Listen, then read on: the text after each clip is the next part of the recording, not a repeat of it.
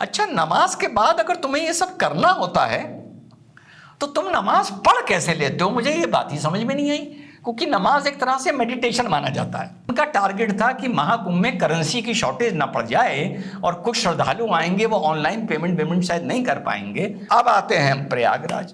प्रयागराज में मैंने क्या कहा, यह भी एक सेकुलरिज्म की मिसाल है कि वहां एक मदरसे में लोग महाकुंभ की तैयारी कर रहे थे। तो साथियों, शर्मनाक नहीं कहूंगा बहुत शर्मनाक। छतरपुर की घटना याद है आप लोगों को?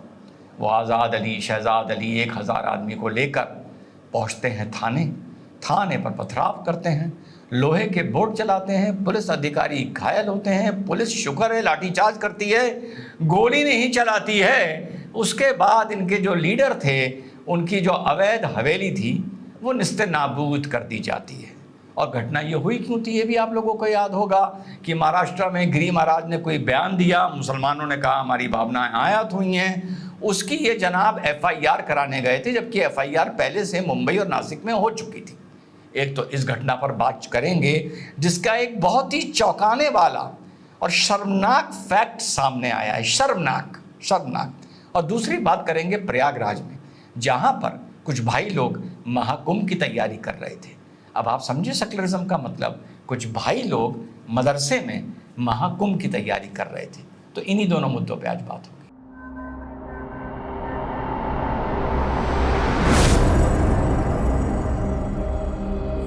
हेलो, नमस्कार, सत श्री अकाल, अस्सलाम वालेकुम। कैसे हैं जनाब? तो छतरपुर की सारी घटना याद है आप लोगों को, पता होगा। मैंने भी भाइयों का शुक्रिया किया था कि कम से कम तुमने जुमे की नमाज को इसके बीच में नहीं घसीटा, वरना घसीटते तो बिना मतलब तुम लोग जुमे को बदनाम करते हो।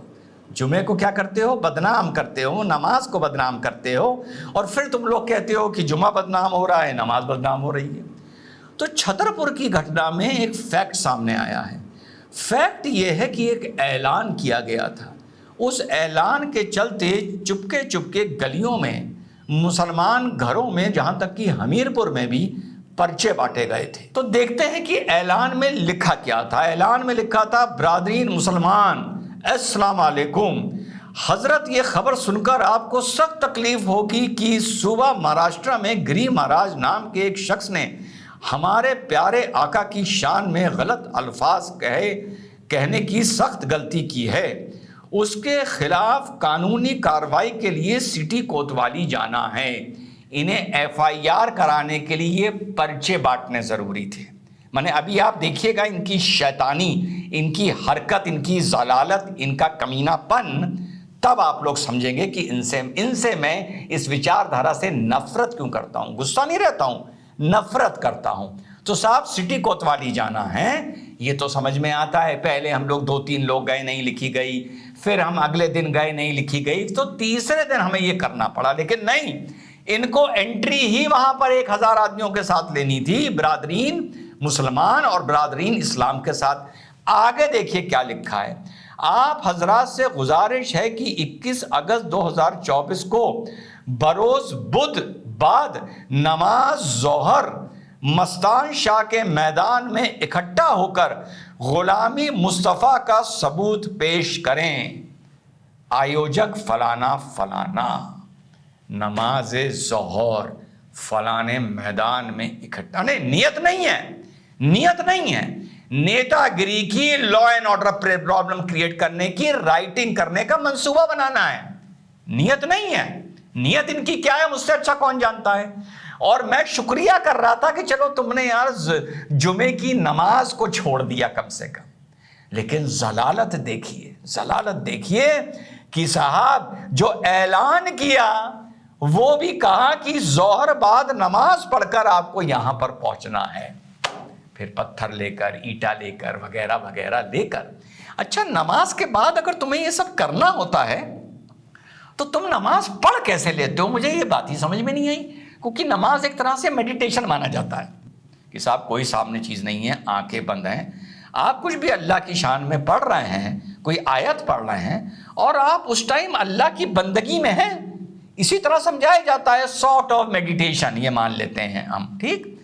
लेकिन तुम्हें उसके बाद पत्थर चलाने हैं, लोहे की सरिये हैं, पजामे में लोहे के बोल्ट रखे हैं। ये कैसे नमाज होती है, मुझे ये बात आज तक समझ में नहीं आई। और फिर इस 2 कौड़ी के जलील ने बदनाम कर दी पर्चों में नमाज लिख के कि नमाज से ही कहीं ना कहीं दोपहर का बलवा जुड़ता है। और फिर ये कहते हैं नमाज का मजाक उड़ता है, जुमे को पुलिस क्यों लगती है और लोग इस्लामोफोबिक क्यों होते हैं। अब लोगों के 17 लोगों के तो हथियार के लाइसेंस कैंसिल हुए हैं जो पत्थरबाजी में थे। हथियार का लाइसेंस आप समझ सकते हैं कि किसी वक्त में बड़े असरदार रसूखदार इंसान को यहां पर मिला होगा। अब वो अभी हाल में भाजपा की सरकार में मिला या उससे पहले कांग्रेस के तुष्टीकरण के चलते चला, ये मुझे नहीं मालूम। 16 हथियार के लाइसेंस कैंसिल हुए हैं, जिसमें शायद 12-13 डबल बैरल हैं, 1 रिवॉल्वर है और 2 राइफल्स हैं। वो लोग ये हरकतें कर रहे हैं। ये है बेशर्मी की बात। और इससे पहले साथियों आगे बढ़ूं, thank you so much for the overwhelming response. हमारा QR कार्ड मैल फंक्शन कर गया था जिससे लोगों को बड़ी परेशानी हुई, सॉरी, लेकिन उसके बावजूद लोगों ने बहुत सपोर्ट किया है। और मेरे एक स्टूडेंट आज साथी ने लिखा कि सर मैं स्टूडेंट हूं, मैं नहीं दे सकता। अरे भाई आप स्टूडेंट हैं तो क्यों नहीं दे सकते। हम 4 महीने में बस एक बार कलेक्शन ओपन करते हैं। आप 11 रुपए दीजिए, 1 महीने में 2 रुपए 75 पैसे तो आप सेव करके मिशन भारत के लिए रख सकते हैं ना। तो अगली बार जब हम ओपन करेंगे तो आप 11 रुपए जरूर दीजिएगा। और कल मैंने 3 बजे जाकर तुरंत अपलोड कराया इसको कि अब 1 दिसंबर को हम कलेक्शन खोलेंगे। लेकिन उसके बाद भी कुछ पैसा आता रहा, भले कम आना शुरू हो गया हमारे अनाउंसमेंट के बाद।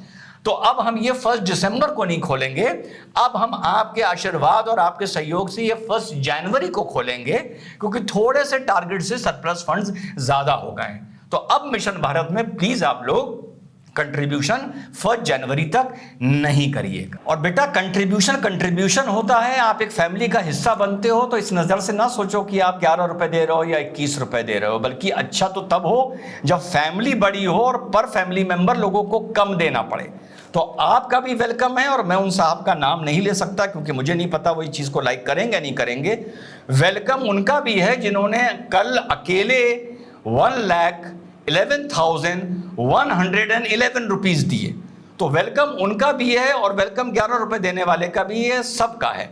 सो आपका मनी अकाउंटेबल है। मिशन भारत 1 रुपया भी किसी से कैश नहीं लेता है, 1 सिंगल रुपी किसी को कैश नहीं देता है। ऑनलाइन इनपुट है, ऑनलाइन आउटपुट है, हर हिसाब ऑडिटेड है। एंड यस, मिशन भारत.info पे 31 अगस्त तक की अपडेटेड हमारा बैंक स्टेटमेंट मिशन भारत का अपलोड कर दिया गया है ट्रांसपेरेंसी सेक्शन में। तो वहां जाके आप लोग चाहें तो पूरा हिसाब देख सकते हैं। It might be the only organisation in the country जो एक कंट्रीब्यूशन लेने से पहले पिछले कंट्रीब्यूशन का हिसाब अपने वेब पर पूरा अपलोड कर देती है। अब दूसरे मुद्दे पर आते हैं।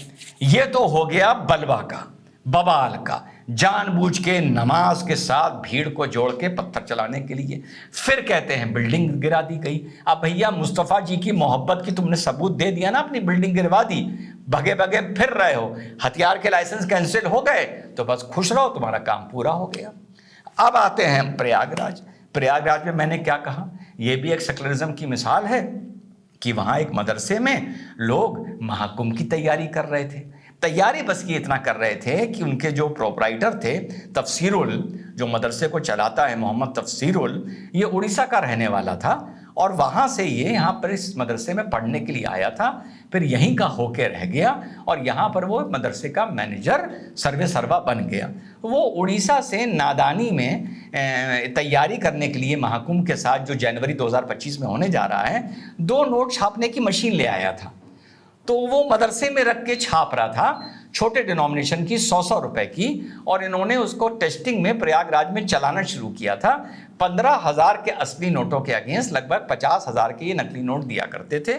इनके पास से जो सामग्री पकड़ी गई है, पेपर, वो लगभग 5 लाख की छपाई के उसमें क्षमता थी। अगर 100-100 के नोट छापे जाते तो 5 लाख की करेंसी ये छाप सकते थे।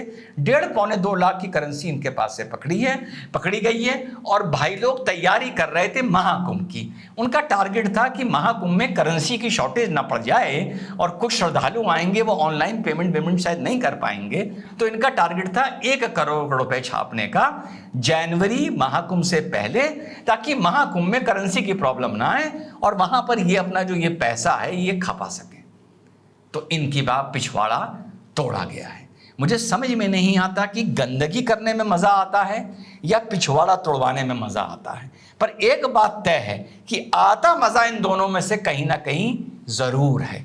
और अफसोस की बात यह है, जो अपने को वतन परस्त, शांतिपूर्ण, न्याय परस्त, लॉ अबाइडिंग वगैरह वगैरह बोलते हैं, वो ऐसे मुद्दों पर चुप हो जाते हैं।